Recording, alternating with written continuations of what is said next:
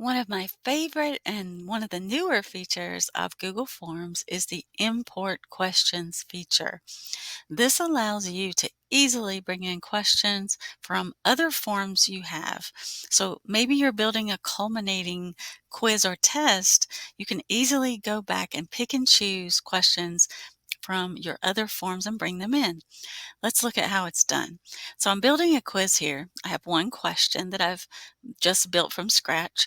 And let's say I want to go and retrieve some questions from other forms I've made in the past. Well, in this menu on the right where you normally would just click to add a question, right under that, there's the option to import questions. When I click there, it's going to bring up all of my other Google Forms. And notice if I've previously selected forms to import questions, I could click here and see those.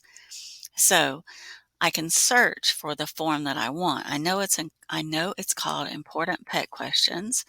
And so I just click to find that form and notice this menu pops up on the right. It shows me every question that is in the Important Pet Questions form.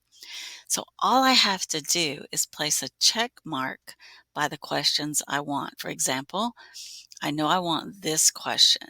Check mark, import questions.